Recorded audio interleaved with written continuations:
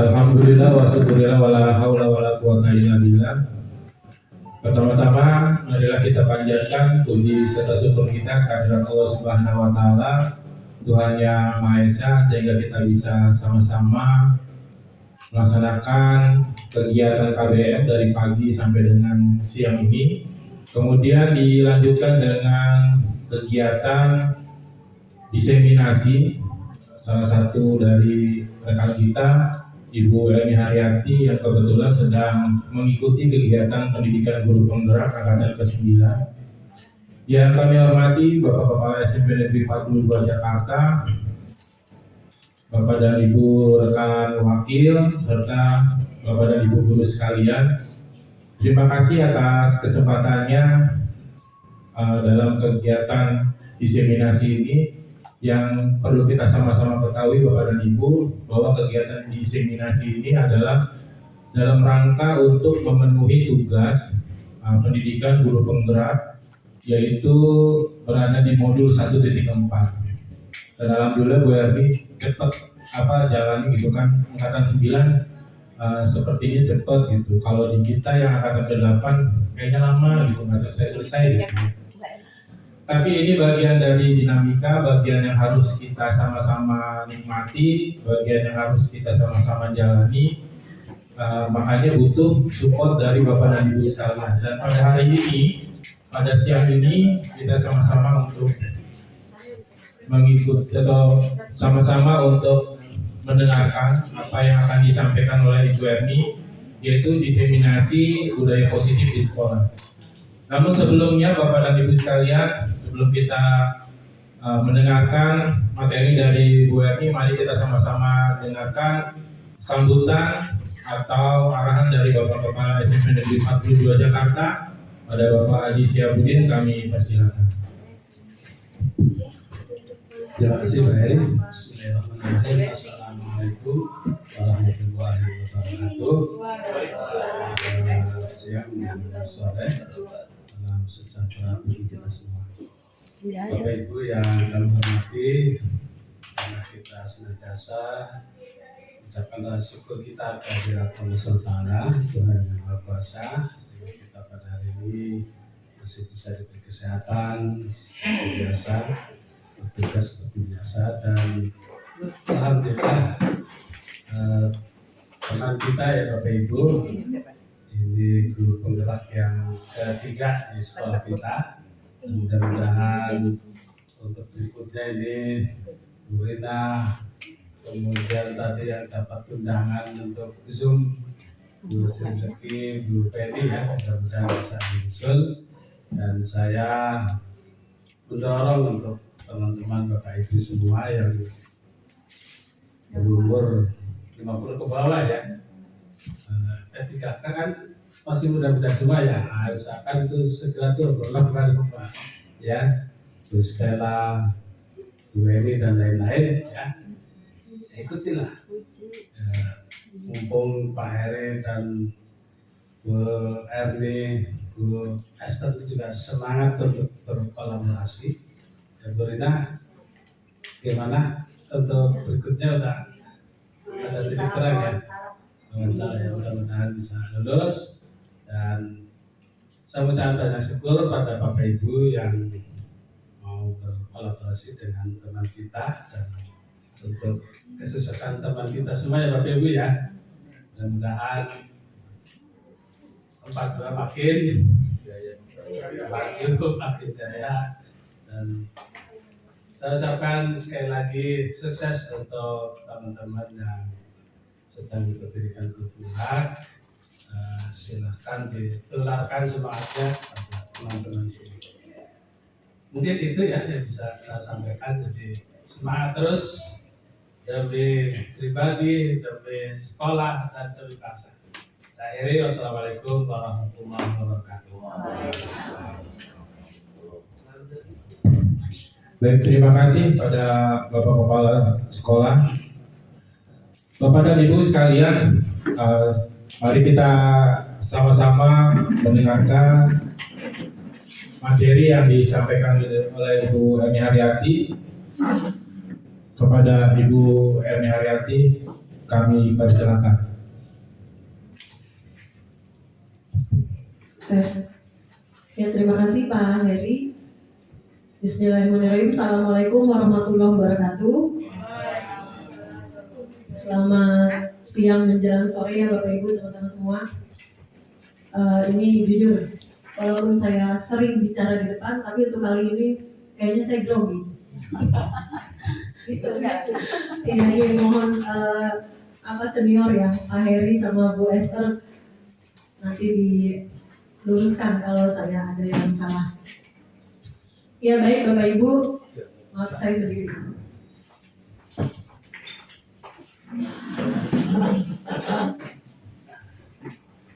Ya, di kesempatan hari ini saya mengucapkan terima kasih kepada teman-teman semua dan terlebih Bapak Kepala Sekolah ya yang telah mengizinkan waktunya untuk saya bisa berdiseminasi dari salah satu tugas CGP saya ya Bapak Ibu, yaitu budaya positif. Dan ini nanti hasil videonya harus di-upload ke PMM ternyata dan YouTube ya, untuk bukti kalau kita sudah melakukan tugas ini di sekolah. Sekali lagi saya terima kasih Bapak Ibu untuk waktunya ya. Yang saya hormati Bapak Kepala SMP Negeri 42 Jakarta, lalu rekan wakil, juga Bapak Ibu Guru SMP Negeri 42 Jakarta dan karyawan. Mudah-mudahan kita selalu diberi kesehatan dan selalu dalam lindungan Allah SWT. Amin. Ya, untuk kali ini agendanya nih Bapak Ibu sudah ditentukan ya dalam capaian tugas di LMS. Saya diharuskan menyampaikan ini dalam waktu 60 menit. Gitu. Nah ini kami bagi kira-kira 2 menit itu pembukaan, lalu tujuannya 3 menit, penerapan aksi atau materi itu kurang lebih 45 menit, lalu refleksi 10 menit dan penutupnya 2 menit. Bapak Ibu jangan tegang ya. Nanti kita juga tegang. Oke, sebelumnya nih Bapak Ibu, sebelum saya menyampaikan materi, ini ada ice breaking. Silakan Bapak Ibu lihat gambar di depan, terlihat ya. Kira-kira teman-teman nih, hewan apa yang pertama bisa dilihat sama teman-teman? Semuanya monyet ya? Iya, yang terlihat Singa Bu. Iya. Jadi ada dua hewan ternyata di sini Bapak Ibu ya. Ya, ada muka harimau dengan monyet ya. Terlihat nggak muka harimaunya? Yang putih Pak, yang putih. Nggak terlihat ya? Iya. Ini terlihat juga ya. Ini matanya, ini ya. Ini kakinya nih. Ya, jadi dari yang warna putih ya. Nah, ini dari psikolog Bapak Ibu itu linknya kalau Bapak Ibu ingin tahu ya kejelasannya. Saya hanya ngambil garis besarnya aja. Jika teman-teman bisa melihat pertama kali dari gambar yang ditampilkan itu gambar harimau, muka harimau. Nah ini cenderung otak kiri yang lebih aktif. Gitu.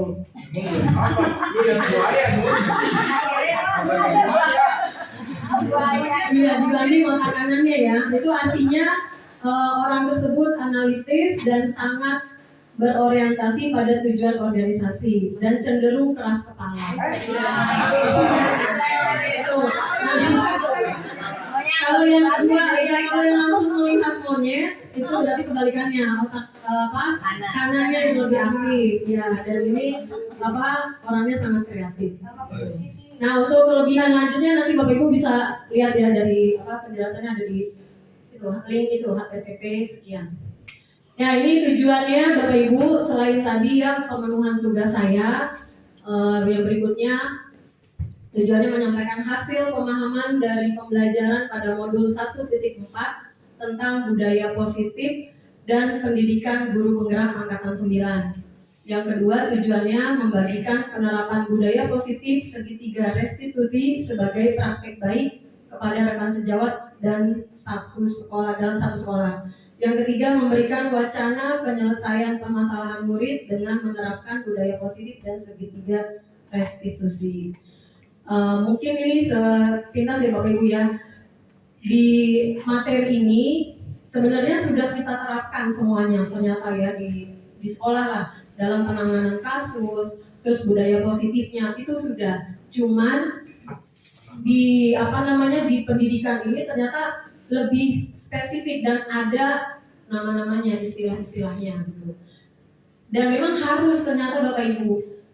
Ini sejalan dengan pemahaman dari Bapak Ki Hajar Dewantara. Lanjut ya Bapak Ibu.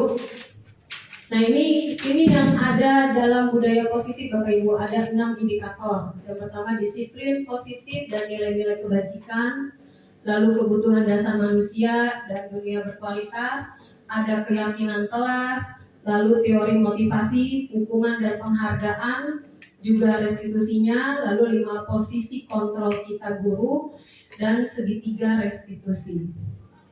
Nah, penjelasannya nanti satu-satu ya Bapak Ibu. Oke, perhatikan pertanyaan pemantik sekarang Bapak Ibu.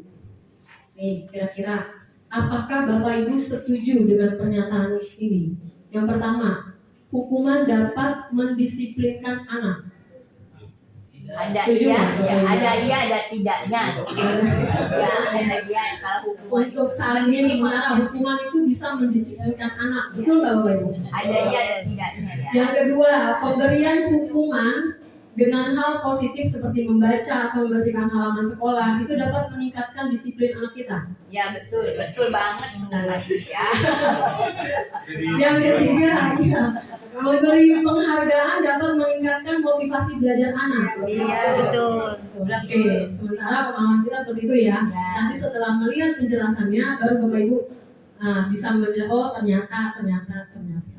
Oke, langsung kita ke eksplorasi konsep tentang disiplin positif dan nilai-nilai kebajikan universal.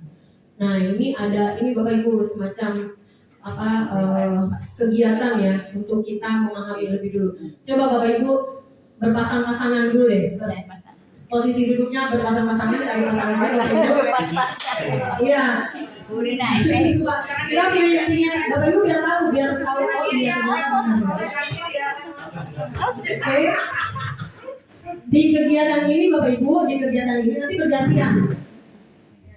Contoh ya, misalkan Bu Stella dengan Bu Puji, nanti bergantian. Bu Stella mengepal tangannya, umpamanya di dalam kepalan tangan Bu Stella itu ada sesuatu yang sangat berharga, gitu loh. Ya berharga, artinya Bu Stella nggak pingin orang lain tahu gitu. Dan Bu Puji merayu untuk membuka. Untuk membuka kepalanya ya. Ya, kita coba ya Bapak Ibu ya, nggak usah lama-lama. Ayo kita praktek coba. Sampai Bapak Ibu yang mengepal ini, pokoknya ini jangan sampai orang lain tahu karena ini sangat berharga. Nah, sementara yang merayu harus berusaha sampai dia mau membuka. Coba. Ya. Boleh contoh di depan kali? Boleh bisa contoh praktek? Ya, boleh. Ayo, Bunda sama Bapak Ibu. Boleh. Ya, kita ambil contoh satu Bapak Ibu. Ayo, siapa yang mau Pak? Bu Nadia apa Bu Ainun? Bu Ainun yang merayu ya? Yang merayu Bu Nadia berarti. Tahu siapa pasang Bu Ainun menahan kiri aja deh. namanya mengemas. Ayo Bu Nadia merayu. Iya. Apa yang kata pesan ngapain merayu-merayu? Bunga dong.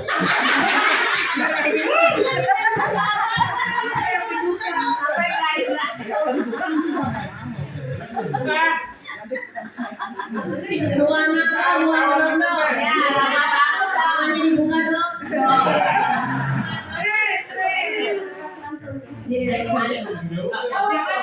Balas dong. Nggak mau ah.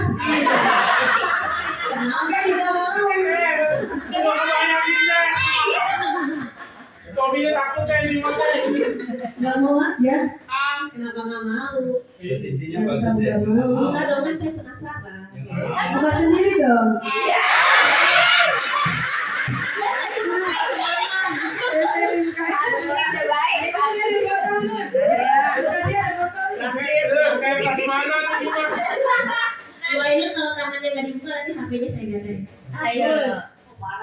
Jangan begitu. Kalau begitu buka dong. Bukain. Ternyata sih saya benerin. Jangan dibuka. Jangan buka sekali. Ayo buka dong. Pakai diginiin lagi deh. Gitu. Usaha dong, usaha. Wah ini ternyata tenaganya dan guru olahraga ini luar biasa ya Bapak Ibu. Coba masih tidak bisa dibuka Bu. Dicoret coba pinggangnya. Kalau tidak bisa membuka dengan tenaga, buka dengan hati. Saya akan buka dengan kekuatan sini. Ini sudah. Buka Sendiri benar. Oke. Bagaimana kalau kita switch Cina? Yang sweet Cina. Itu dong. Kasih tangan kanan ya. Usaha dulu. Ayo.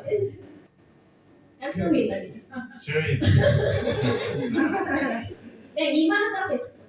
Nah. Assalamualaikum. Salah. Jawabannya Kalau bisa.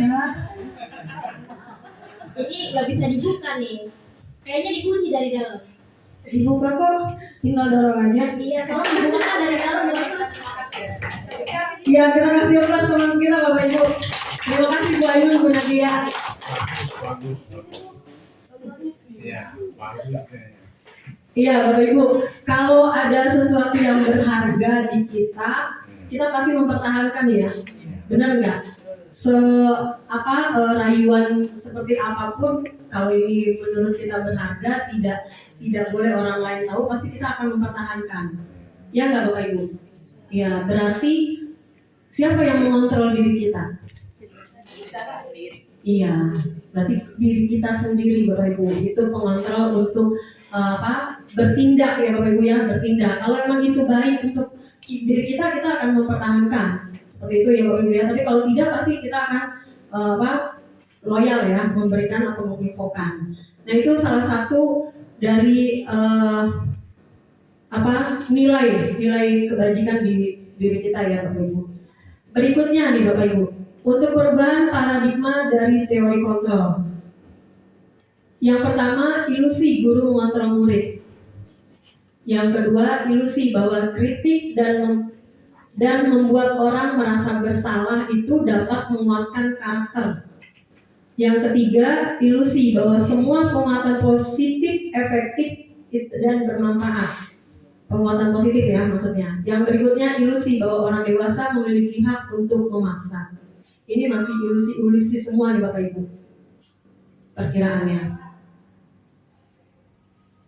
Berikutnya lagi perubahan paradigma stimulus respon dengan teori kontrol.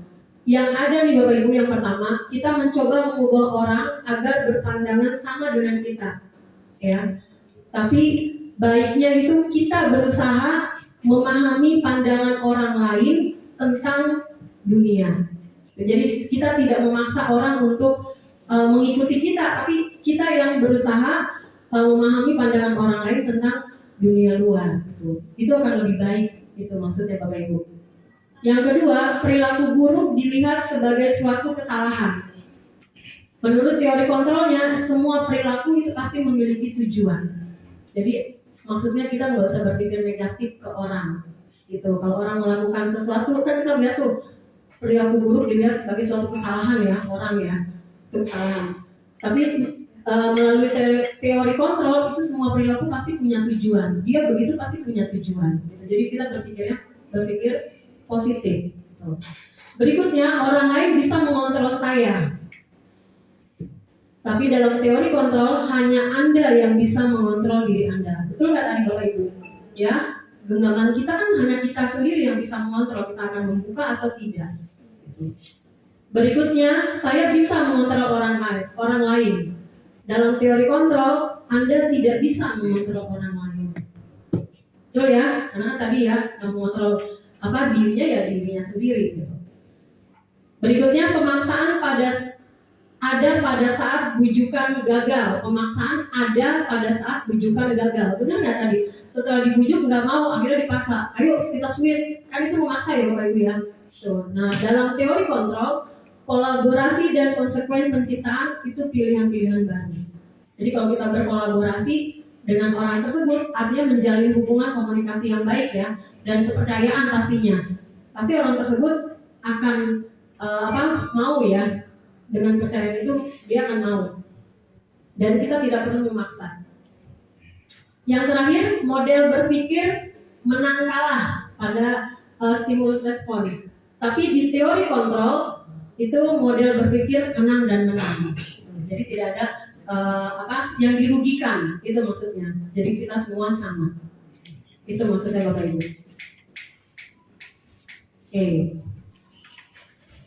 Apakah makna disiplin? Nah, dalam materi yang saya pelajari di CGP, Bapak Ibu, disiplin itu berasal dari bahasa Latin yang artinya belajar. Lalu makna asal dari kata ini berkonotasi dengan disiplin diri dari murid-murid. Siapa nih? Ya, ini ilmuwan ya Bapak Ibu ya, ini nama-nama ilmuwan. Lalu berikutnya, disiplin diri membuat orang menggali potensinya menuju sebuah tujuan apa yang dia hargai. Namun dalam budaya kita, makna kata disiplin itu telah merubah menjadi sesuatu yang dilakukan seseorang pada orang lain untuk mendapatkan kepatuhan. Dan kecenderungan umum adalah menghubungkan kata disiplin dengan ketidaknyamanan, bukan dengan apa yang kita hargai atau pencapaian suatu tujuan mulia. Ini arti dari disiplin.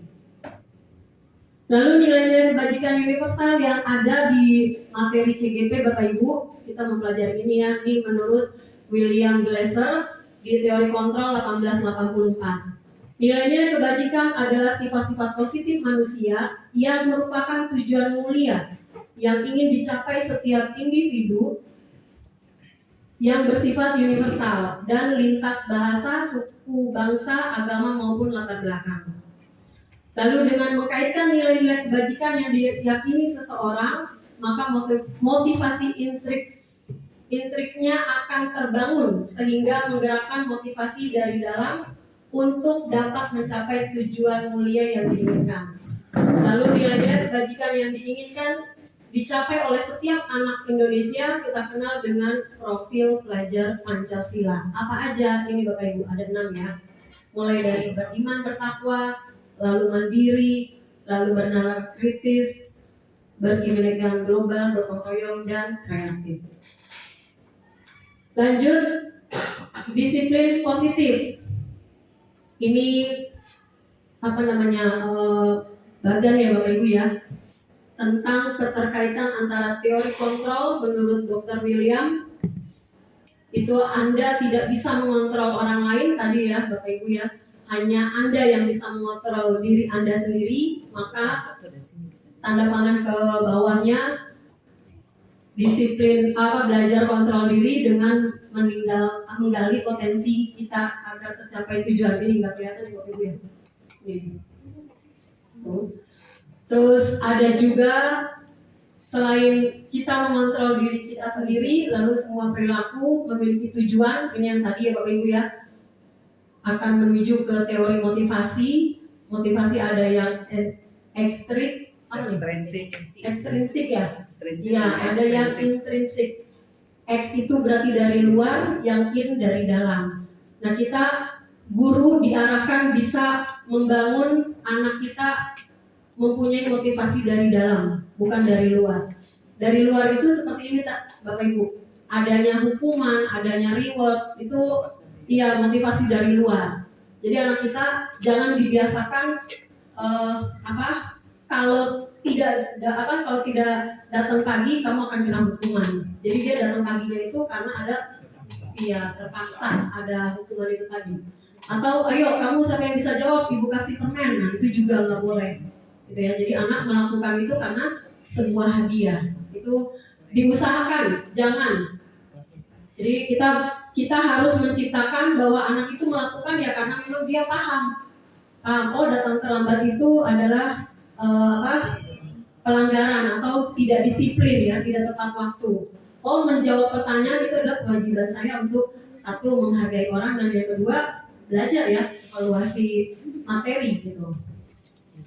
Terus berikutnya model berpikir menang-menang ini ya Bapak Ibu ya tadi ya, dan berkolaborasi dan konsensus mencipta pilihan-pilihan baru. Ada 5 posisi kontrol di sini Bapak Ibu.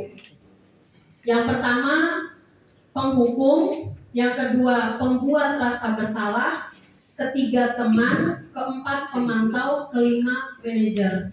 Yang nantinya 5 posisi kontrol ini masuk dalam langkah-langkah segitiga restitusi.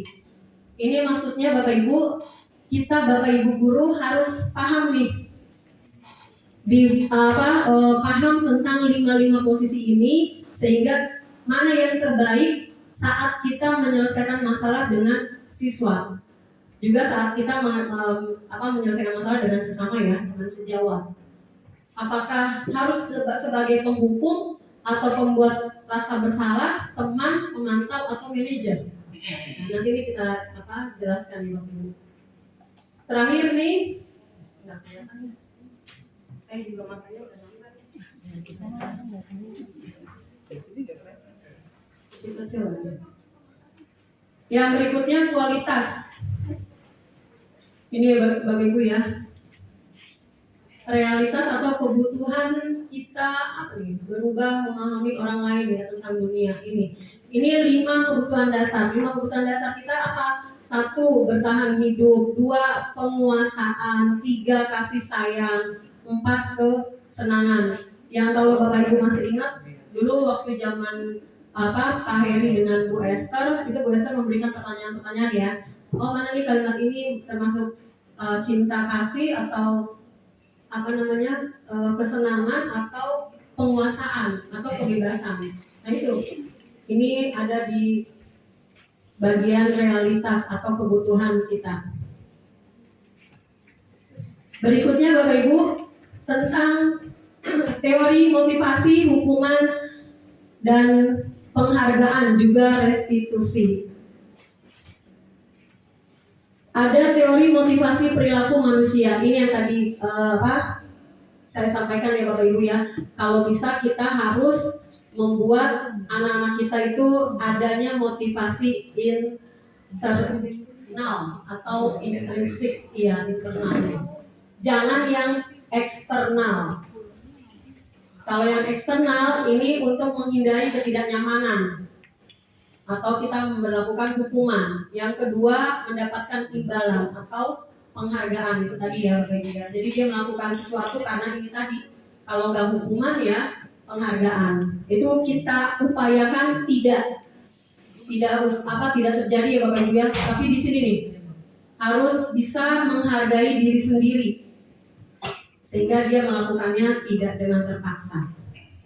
Nah ini menurut Bapak Ki Hajar Dewantara ya, Bapak pendidikan kita, bahwa merdeka itu artinya tidak hanya terlepas dari perintah, akan tetapi juga cakap buat memerintahkan dirinya sendiri. Gitu. Bagus ya Bapak Ibu ya kata-katanya ya. Oke lanjut. Sekarang hukuman dengan konsekuensi. Bapak Ibu tahu ya, hukuman dengan konsekuensi hampir sama nggak Bapak Ibu? Kalau hukuman cenderung apa Bapak Ibu? Fisik ya. Kalau konsekuensi? Iya.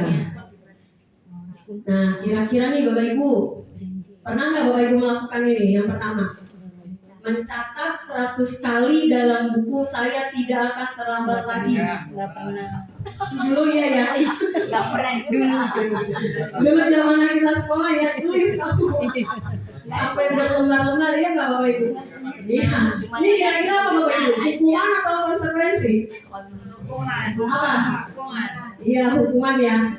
Ya kita coba. Yang kedua, lari mengelilingi lapangan basket 2 kali karena terlambat hadir ke sekolah. Hukuman ya? Ya pernah ngeliat. Nah ya. Iya. Terus murid diminta untuk push up. Bu Ainun nih, 15 kali karena tidak menggunakan masker di sekolah. Pernah ya, ini apa? Hukuman ya Bapak Ibu ya.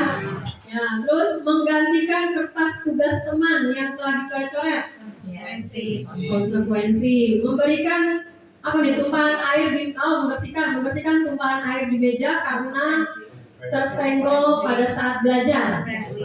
Konsekuensi. Murid disuruh untuk mengenakan sepatu seharian di sekolah karena tidak mengenakan sepatu hitam. Hukuman. Lari mengelilingi lapangan basket 2 kali karena terlambat 10 menit pelajaran PJOK. Ya Bapak Ibu ya. Ya ini betul ya Bapak Ibu ya. Jadi yang namanya fisik itu hukuman. Gitu. Tapi kalau ke tadi yang moral ya Pak Ali ya, itu konsekuensi.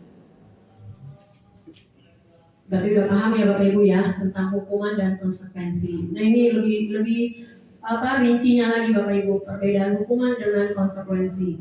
Hukuman itu sesuatu yang menyakitkan dan harus terjadi. Kalau konsekuensi itu sesuatu yang harus terjadi. Lalu yang kedua, membuat anak sakit karena fisik ya. Kalau konsekuensi membuat anak merasa tidak nyaman dalam jangka pendek. Lalu berikutnya, anak membenci kedisiplinan jadinya. Betul nggak Bapak Ibu? Betul ya, lama-lama ya. Betul. Jadi bukannya tambah nurut, malah tambah ini ya. Kayaknya anak-anak kita kalau kita kasih hukuman, ya nggak Bapak Ibu? Iya ya. Seperti itu. Terus di hukuman itu juga ada paksaan. Kalau di konsekuensi itu stimulus dengan tanggapan. Lalu mendorong anak menyakiti diri sendiri. Di konsekuensinya mendorong anak agar mudah menyesuaikan diri. Lalu konsep diri yang buruk, kalau di konsekuensi konsep diri yang baik. Yang berikutnya, anak belajar untuk menyembunyikan kesalahan. Iya, karena ada hukuman jadi anak seringnya berbohong ya Bapak Ibu ya. Karena dia takut dihukum, akhirnya berbohong. Kalau di konsekuensi, anak belajar untuk mematuhi peraturan. Hukuman marah, rasa bersalah, dipermalukan, merasa tak dihargai. Kalau di konsekuensi, anak itu kehilangan hak, dibuat tidak nyaman, dan diasingkan untuk sementara waktu. Kira-kira dua-duanya ini nggak bagus ya Bapak Ibu ya? Bagus nggak? Masih mendingan konsekuensi ya? Ya, tapi di pelajaran kami di CGP ternyata ada lagi yang lebih Bapak Ibu, yang lebih baik kita guru kita lakukan. Apa itu? Ini Bapak Ibu, restitusi. Itu. Ini tadi hukuman, ini kesuksesan nih Bapak Ibu. Konsekuensi udah hampir ya Bapak Ibu ya, tapi ada yang lebih baik lagi dia. Ini konsekuensi ini jatuhnya sifatnya jadi netral Bapak Ibu. Tapi kalau restitusi itu lebih positif. Itu karena restitusi di sini kita membangun anak itu menyadari sendiri gitu loh, menyadari kesalahannya sendiri dan juga berusaha anak itu memberikan solusinya sendiri gitu. Dengan arahan-arahan kita. Ini ya Bapak Ibu ya. Ini nggak perlu saya bacain ya, kelamaan. Oke, apa itu restitusi? Ini Bapak Ibu, yaitu proses menciptakan kondisi bagi murid untuk memperbaiki kesalahan mereka, sehingga mereka bisa kembali pada kelompok mereka dengan karakter yang lebih kuat. Lalu restitusi juga merupakan proses kolaboratif yang mengajarkan murid untuk mencari solusi untuk masalah mereka dan membantu murid berpikir tentang orang seperti apa yang mereka ingin menjadi, tujuannya ya, dan bagaimana mereka harus memperlakukan orang lain. Ini kira-kira Bapak Ibu arti dari restitusi. Ciri-cirinya ini ada 9 Bapak Ibu. Pertama, bukan untuk menebus kesalahan, namun untuk belajar dari kesalahan. Yang kedua, memperbaiki hubungan. Yang ketiga, tawaran bukan paksaan. Lalu yang keempat, menuntun untuk melihat ke dalam diri. Yang kelima, mencari kebutuhan dasar yang mendasari tindakan. Yang keenam, cara yang paling baik. Yang ketujuh, fokus pada karakter bukan tindakan. Yang kedelapan, fokus pada solusi. Dan kesembilan, mengembalikan murid yang berbuat salah pada kelompoknya. Artinya siswa itu setelah melakukan kesalahan dia tidak merasa terdakwa ya Bapak Ibu ya. Biasanya kan kalau siswa melakukan kesalahan di kelas kita udah menghukum tuh anak untuk kembali ke komunitasnya, kayaknya ada rasa malu gitu ya. Itu. Nah ini di restitusi kita nggak memperlakukan siswa seperti itu. sehingga siswa itu kembali ke kelompoknya dengan aman gitu, malah lebih kuat lagi karakternya. Berikutnya kebutuhan dasar manusia nih Bapak Ibu, ada 5 ya: bertahan hidup, kasih sayang, dan rasa diterima, penguasaan, lalu kebebasan dan kesenangan. Ini nggak perlu kita kasih contoh, Bapak Ibu udah paham ya yang merupakan kasih sayang itu seperti apa. Kalau masih ingat dulu tuh yang apa ada di soal ya, kalau di soal itu kayak apa ya? Oh guru ibu guru senang dengan saya main berlari-lari, nah itu artinya kesenangan karena siswa itu senang gitu melakukan itu senang. Contoh salah satunya seperti itu. Lanjut Bapak Ibu untuk keyakinan kelas, karena ini materinya lumayan banyak. Nah keyakinan kelas nih Bapak Ibu hampir sama dengan peraturan kelas yang mungkin Bapak Ibu waktu di awal tahun pelajaran wali kelas ya itu membentuk kesepakatan kelas. Nah itu hampir sama nih Bapak Ibu dengan keyakinan kelas. Jadi kesepakatan dengan anaknya, ayo kelasnya mau dibikin apa gitu. Terus bagaimana perlakuan ke anak-anaknya, nah itu hampir sama dengan keyakinan kelas. Ini keyakinan kelas bersifat abstrak daripada peraturan, bukan peraturan ya Bapak Ibu ya, tapi mengarah ke kesepakatan bersama. Kalau yang Bapak Ibu buat mungkin ada sedikit aturan ya, ada kata negatifnya di situ, dilarang ini, dilarang itu, nah itu masih peraturan itu. Kalau keyakinan kelas dia menggunakan kata-kata positif, tidak kata-kata negatif. Keyakinan kelas berupa pernyataan universal. Lalu pernyataan keyakinan kelas senantiasa dibuat dalam bentuk positif. Keyakinan kelas hendaknya tidak terlalu banyak sehingga murid mudah diingat dan dipahami oleh semua warga kelas. Jadi jangan banyak-banyak Bapak Ibu. Jangan sampai 12, 15 itu nggak usah, nggak perlu. Pokoknya yang intinya aja. Kita guru mapel boleh Bapak Ibu membuat keyakinan kelas saat belajar bersama siswa pelajaran kita. Kayak misalkan tidak menggunakan HP ya, itu buat boleh. Atau HP-nya di silent itu boleh. Terus semua warga kelas hendaknya ikut berkontribusi dalam pembuatan keyakinan kelas. Bersedia meninjau kembali keyakinan kelas dari waktu ke waktu. Ya, jadi kalau sudah terbentuk keyakinan kelas, boleh Bapak Ibu cek.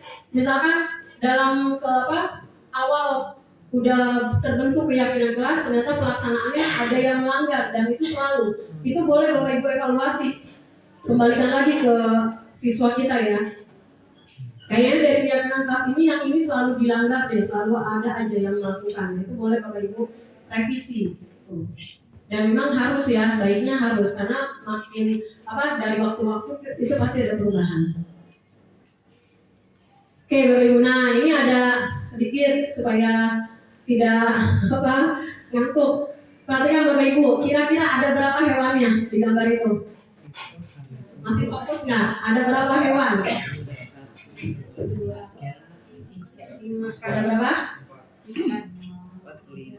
5 tuh mereka. 5, 4, Di kantong 6. tertinggi 6. Ada lagi? 7 ya. Tertinggi 6. 7. Ada 7. Oke, Bu Ainun 7. Apa aja Bu? Paling banyak Bu Ainun soalnya 7 kan? Apa Bu Ainun? Pertama apa Bu Ainun? Ular. Ini ya ular ya. Ya 1. Di kantong. Kupu-kupu. Ini ya 2. Terus?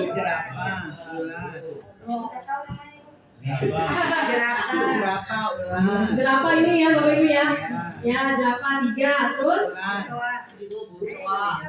Kecoa ini ya. Ya 4. Terus? Mana tikus ini ya?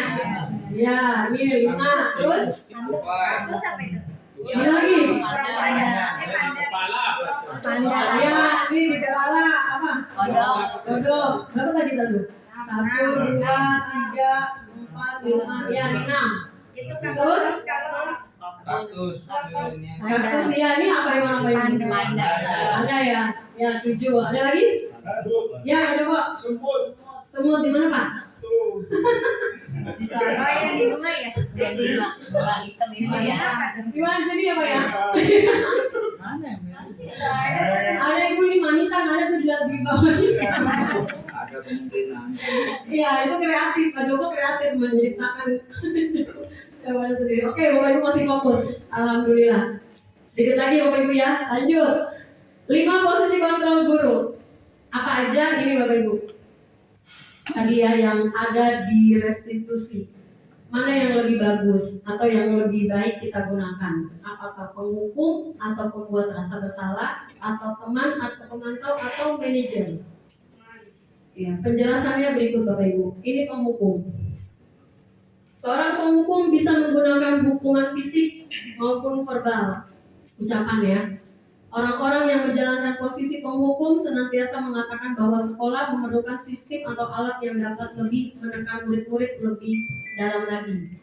Guru-guru yang menerapkan posisi hukuman akan berkata, patuhi aturan saya atau awas.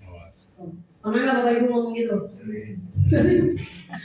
Kamu selalu saja salah. Pernah Bapak Ibu? Selalu, pasti selalu. Yang terakhir selesai. Guru seperti ini senantiasa percaya hanya ada satu cara agar pembelajaran bisa berhasil, yaitu cara dia. Jadi dia nggak melihat anaknya, pokoknya begini. Itu penghukum Bapak Ibu. Berikutnya, pembuat merasa bersalah. Posisi ini biasanya guru akan bersuara lebih lembut. Pembuat rasa bersalah akan menggunakan keheningan yang membuat orang lain merasa tidak nyaman, bersalah atau rendah diri. Kata-kata yang keluar lembut seperti apa nih? Ibu sangat kecewa sekali dengan kamu. Berapa kali Bapak harus memberitahu kamu ya? Gimana coba kalau orang tua kamu tahu kamu berbuat begini? Karena ya Bapak Ibu ya, iya, ini ternyata cara yang kita lakukan ke siswa untuk siswa merasa bersalah. Akhirnya. Nah di posisi ini murid akan memiliki penilaian diri yang buruk tentang diri mereka, lalu murid merasa tidak berharga dan telah mengecewakan orang-orang yang disayanginya. Jangan ya Bapak Ibu ya, ternyata ini nggak boleh. Kenapa nih? Murid akan merasa ini tidak berharga akhirnya. Tolong diperhatikan. Nah ini sebagai teman, guru pada posisi ini tidak akan menyakiti murid, namun akan tetap berupaya mengontrol murid melalui persuasi. Posisi teman pada guru bisa negatif ataupun positif. Betul nggak Bapak Ibu? Kalau kita menganggap teman, betul ya? Ada yang kita anggap teman malah anaknya jadi melunjak. Iya kan? Itu maksudnya nih positif atau negatif. Positif di sini berupa hubungan baik yang terjalin antara guru dengan murid. Guru di posisi teman menggunakan hubungan baik, humor untuk mempengaruhi seseorang. Kata-katanya seperti ini. Ayo bantulah demi Bapak ya. Ayo ingat tidak bantu Bapak selama ini. Ya sudah kali ini tidak apa-apa, nanti Ibu bantu bereskan. Nah hal-hal negatif dari posisi teman adalah bila suatu saat guru tersebut tidak membantu, maka murid akan kecewa dan berkata, saya pikir Bapak atau Ibu teman saya. Betul nggak Bapak Ibu? Ya pernah nggak Bapak Ibu? Pernah ya? Jadi anak malah kecewa kalau begitu kita nggak nurutin gitu. Murid merasa dikecewakan dan tidak mau lagi berusaha. Hal lain yang mungkin timbul adalah murid hanya akan bertindak untuk guru tertentu dan tidak untuk guru lain. Murid akan tergantung pada guru tersebut. Betul nggak Bapak Ibu? Betul ya?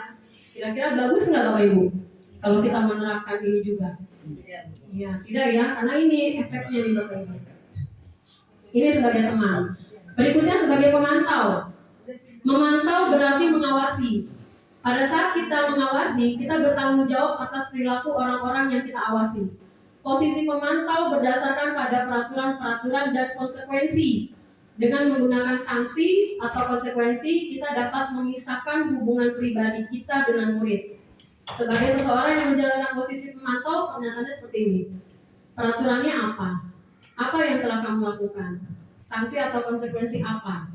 Nah, seorang pemantau sangat mengandalkan perhitungan atau catatan atau data yang sudah digunakan sebagai bukti atas perilaku seseorang. Artinya ya kayak kita ya. Coba lihat kamu udah berapa kali pelanggaran, lihat tuh di buku jurnal. Nah itu pemantau Bapak Ibu. Iya. Posisi ini akan menggunakan stiker atau slip catatan, daftar cek. Posisi pemantau sendiri berawal dari teori stimulus respons yang menunjukkan tanggung jawab guru dalam mengontrol murid. Ini pemantau. Terakhir, manajer. Posisi manajer itu posisi di mana guru berbuat sesuatu bersama dengan murid, lalu mempersilahkan murid mempertanggungjawabkan perilakunya, lalu mendukung murid agar dapat menemukan solusi atas permasalahannya sendiri. Dan kata-kata yang keluar dari manajer nih, apa yang kita yakini?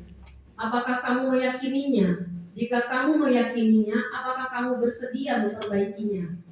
Jika kamu memperbaiki ini, hal ini menunjukkan apa tentang dirimu? Apa rencana kamu untuk memperbaiki hal ini? Dari kata-kata ini kita kembalikan ke siswa ya Bapak Ibu ya, ke orang tersebut kan. Jadi orang tersebut yang berusaha menyadarkan diri dan berusaha akan mencari lagi solusinya. Gitu ya. Karena kita kembalikan dengan kata-kata itu tadi. Nah, tugas seorang manajer bukan untuk mengatur perilaku seseorang. Kita itu membimbing murid untuk dapat mengatur dirinya. Seorang manajer bukannya memisahkan murid dari kelompoknya, tetapi mengembalikan murid tersebut ke kelompoknya dengan lebih baik dan kuat. Itu Bapak Ibu. Untuk ininya kita coba ya nggak ada speaker ya Pak Ibu. Ada ini Pak Iri, apa namanya? Video. Ke speaker ya.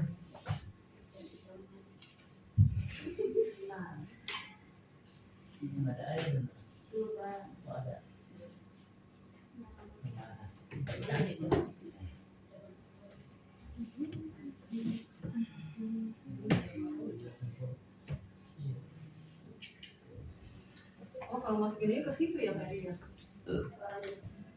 Nggak muncul ke sini.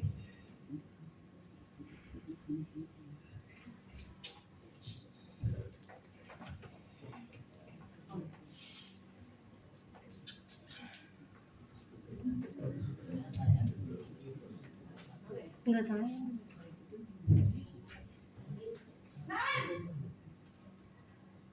Sini kamu. Nggak tayang, Mbak. Videonya nggak tayang. Selalu terlambat. Kamu deh pasti terlambat. Oh, yang di aja itu Pak. yang di Apa? Apa coba? Bu Erni, videonya nggak tayang. Videonya nggak tayang. Oh, nggak tahu. gue nggak lihat. Malas sekali ya kamu jadi anak. Saya Dasar pemalas. Nggak kapok-kapok sih kamu. Sudah berapa kali terlambat? Sana. Kamu keliling lapangan basket 2 kali. Waduh. kenapa saya harus keliling lapangan basket, Bu? Kenapa? Kamu melawan ibu. Berani-beraninya jawab. Sudah terlambat, masih berani jawab pula. Sekarang keliling lapangan basket 5 kali sekalian. Biar kapok. Cepat. Pergi sana ke lapangan basket. Pakai jepretan. Ya, itu posisi penghukum ya Bapak Ibu ya. Ada yang pernah dilakukan? Ya, kayaknya saya pernah melakukan itu. Apa yang dampak yang terjadi pada murid ketika guru berada pada posisi penghukum adalah murid cenderung akan memberontak, bahkan menyimpan dendam. Ini yang kedua.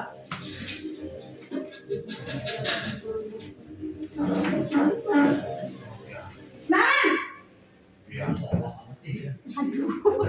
Kayak siapa ya anak kita?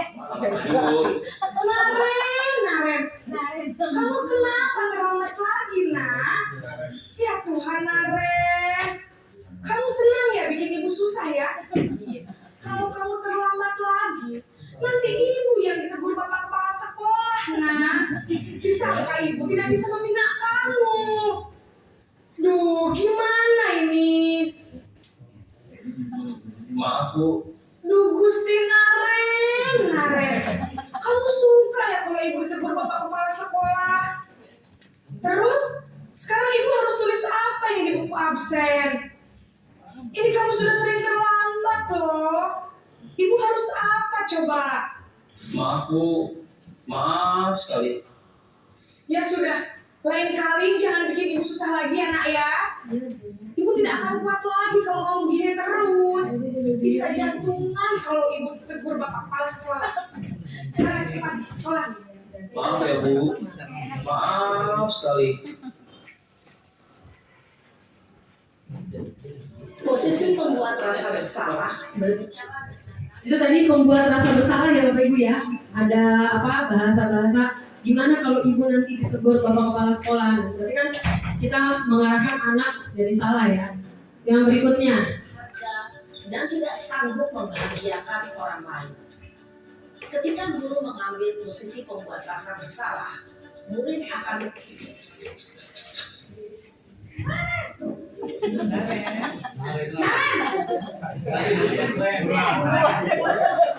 Ada anak kita gitu ya. Wah, sudah jam berapa kita? Terlambat lagi ya sayang. Iya. Sering-sering kamu kalau menyalahkan ibu kamu. Kamu bukannya anak yang larinya paling kenceng. Kok terlambat sih? Iya Bu, saya memang terlambat banget tadi.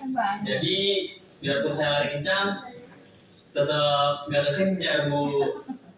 Ya sudah sana. Nanti lain kali larinya lebih kenceng lagi ya. Biar gak terlambat lagi. Bikin seneng ibu demi ibu. Bisa kan? Bisa Bu. Ya sudah sana masuk kelas. Ibu beresin urusan absen kamu. Kamu ini ada-ada saja. ini posisi sebagai teman Bapak Ibu, guru sebagai teman. Terlihat ya Bapak Ibu ya, lebih akrab, lebih tapi kurang bagus kalau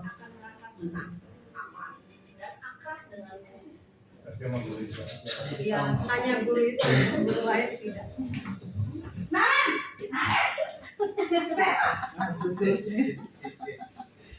Selamat pagi Bu. Naren, apa peraturan sekolah kita tentang jam berapa kita harus masuk sekolah, nak? Kita harus di sekolah jam 7 Bu. Iya betul, sekarang sudah jam 7.20. Naren sudah tahu konsekuensinya jika terlambat hadir. Paham Bu, saya harus tinggal kelas pas jam istirahat selama 20 menit. Iya benar, konsekuensinya demikian. Jadi nanti jam 9.30 pas istirahat, kamu harus tinggal di kelas, kerjakan tugas tambahan untuk ketertinggalan kamu, ya? Baik Bu. Ini posisi pemantau Bapak Ibu, jadi dia memegang aturan ya, tata tertib. Berikutnya seorang pemantau.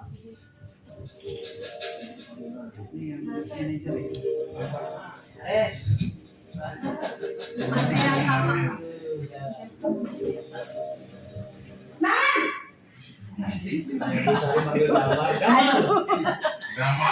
Damar ya kan? Selamat pagi, Naren. Maaf Bu, saya terlambat. Iya, sekolah masuknya jam 7, sekarang sudah jam 7.20. Jadi sekarang bagaimana ini, Naren?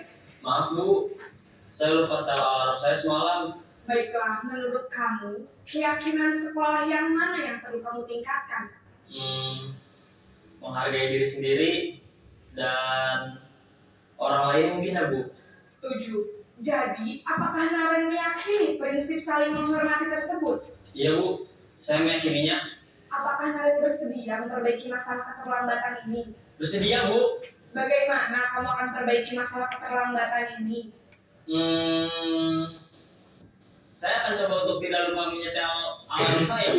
Baik, kalau Naren lupa menyetel alarm di rumah, ada orang yang kira-kira bisa bantu mengingatkan tidak?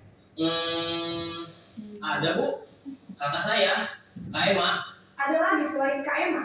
Selain Kak Emma, ada ibu saya. Baik, jadi yang mengingatkan Naren adalah Kak Emma dan ibu kamu ya? Kira-kira akan mulai setel alarm kapan nih Naren? Setelah pulang sekolah, akan segera saya lakukan. Baik, jadi Naren akan setel alarm untuk bangun besok pagi dan akan diingatkan oleh kakak dan ibunda Naren ya. Ada lagi yang mungkin perlu dilakukan Naren agar tidak terlambat bangun lagi? Tidak ada, Bu. Baik Naren, terima kasih untuk kerjasama kamu. Sekarang kamu perlu kembali ke kelas untuk belajar. Baik, Bu. Terima kasih. Manajer adalah posisi Yang tadi terakhir posisi manajer Bapak Ibu. Kembali ke PPD. Kira-kira lebih bagus yang mana Bapak Ibu? Tadi ada 5 posisi. Manajer ya Bapak Ibu ya. Kita lebih dapat anak itu menyadari dengan sendiri dan memberikan sendiri tindakan-tindakan yang akan dia lakukan untuk memperbaikinya. Kalau yang seperti itu, pastinya dia akan melakukan tanpa ada paksaan ya Bapak Ibu ya, seperti itu. Diupayakan begitu Bapak Ibu. Nah ini segitiga restitusi, ini yang terakhir, materi yang terakhir. Ini tadi ya Bapak Ibu ya, kita diupayakan nih ada kata-kata ini. Kamu tentu punya alasan mengapa melakukan itu. Lalu setiap orang pasti pernah melakukan kesalahan. Lalu apa yang ingin kamu capaikan seperti orang apa, lalu nilai apa yang kita sepakati. Ini di dalam segitiga restitusi. Untuk membuat anak merasa gagal karena perbuatan yang salah menjadi positif terhadap dirinya, ini tahapan dalam segitiga restitusi Bapak Ibu. Yang pertama itu menstabilkan identitas. Lalu kata-kata apa yang disampaikan oleh kita Bapak Ibu guru supaya kalimat yang keluar itu tidak salah ya. Berbuat salah itu hal yang manusiawi. Tidak ada manusia yang sempurna. Lalu Bapak Ibu juga pernah berbuat salah. Kita pasti menyelesaikan permasalahan ini. Apalagi Bapak Ibu tidak tertarik untuk mencari tahu siapa yang benar, siapa yang salah. Bapak Ibu lebih tertarik untuk menyelesaikan masalah. Terus ada lagi, kalau kamu menyalahkan dirimu sendiri terus menerus, apakah kamu bersikap baik pada dirimu sendiri? Jadi kata-kata positif nih Bapak Ibu yang kita sampaikan itu di dalam tahapan segitiga restitusi, yaitu menstabilkan identitas. Berikutnya tahapan validasi kebutuhan. Kata-kata apa yang bisa disampaikan oleh kita guru? Ini Bapak Ibu, kamu bisa saja kan melakukan hal yang lebih buruk, tapi kamu tidak melakukannya. Terus kamu pasti punya alasan mengapa melakukannya. Lalu apa yang penting bagi kamu? Kamu boleh tetap berusaha menjaga sikap itu, tapi tambahkan sikap yang lain. Maukah kamu belajar cara lain untuk mendapat yang kamu butuhkan tanpa harus memukul?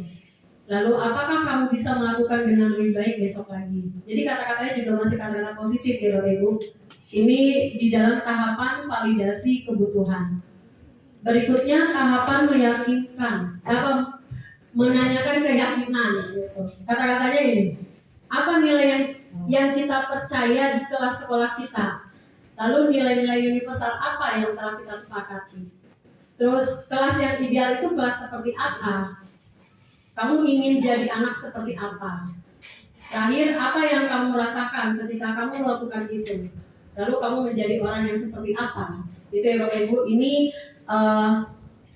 tahapan terakhir dari segitiga restitusi. Nah, saya kemarin juga untuk memenuhi tugas, ini saya sudah praktek ya Bapak Ibu ya, praktek segitiga restitusi dengan anak didik saya di kelas 9C dan 9B. Ini linknya, gak usah ditampilin ya Bapak Ibu ya. Oke, materi saya selesai. Sekarang tahapan refleksi.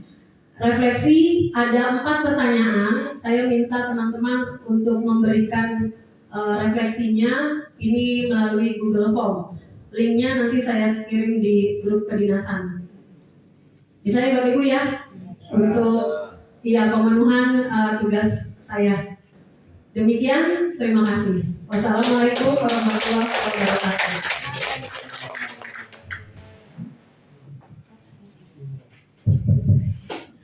Baik Bapak dan Ibu sekalian, demikian paparan atau penyampaian materi dari Bu Erni terkait tentang budaya positif di sekolah. Dibuka sesi tanya jawab apa enggak? Saya melihat waktu agak takut saya. Takut ditipu saya gitu. Baik Bapak dan Ibu, kita sepakati tidak ada tanya jawab ya. Kalaupun ada nanti bisa personal sama Bu Erni barangkali seperti itu. Cuman ada beberapa informasi. Yang pertama untuk PGRI ya Bapak dan Ibu, kita ditagih sama PGRI Kecamatan untuk segera menyetorkan uang. Untuk teman-teman yang baru bergabung, kita per bulannya 15.000. Nah ini tidak melihat statusnya ya. Itu jadi 15.000 sebulan. Nanti bisa yang sekiranya ada rezeki bisa langsung menghubungi Bu Polri. Untuk Bapak dan Ibu yang sudah terbiasa, sudah tahu ya, mohon segera dilunaskan ya, karena untuk kegiatan bulan November dalam rangka Hari Guru. Itu yang pertama. Yang kedua, nanti hari Sabtu kita ada pelatihan pendidikan karakter. Minta tolong Bapak dan Ibu wali kelas untuk memilih anaknya kurang lebih 5-7 orang. Nanti akan dikoordinir oleh Ibu Ainun untuk kegiatan hari Sabtu tanggal 28. Itu dengan catatan kalau tidak ada upacara Sumpah Pemuda. Kalau ada upacara Sumpah Pemuda berarti kita pakai satu angkatan aja pas upacara sekaligus nanti kegiatan pendidikan karakternya. Nanti upacaranya kalau misalkan hari Senin berarti kita pakai skemanya kayak begitu. Yang akan menyampaikan materi itu dari Binmas Polres Jakarta Utara sudah oke. Dan satu lagi ada satu lagi itu sama-sama dari Binmas juga. Cuman yang satu atlet juara PON ya, judo. Nah ini bisa nanti sama anak bisa kita jadi berbagi pengalaman nanti. Tapi Bu Ainun udah siap-siap, katanya saya nemenin aja Pak ya, silakan. Itu selanjutnya untuk rapor Bapak dan Ibu nanti akan disampaikan oleh Bu Erni rapor.